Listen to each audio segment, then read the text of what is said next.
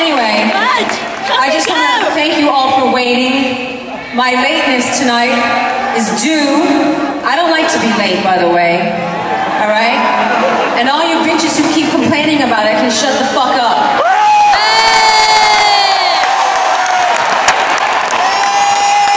I'm not back there eating chocolates and filing my nails and getting my extensions done, all right? Tonight, our video crashed, and we had no video. And our backup card, our file was, I don't know, it was compromised, let's put it like that. So we had no video. So we had to wait till we could reboot it, and it just so happens that the head of the company that created the machine is right here in Manchester. So, praise the Lord, and thank you God, but that is why we are late, all right?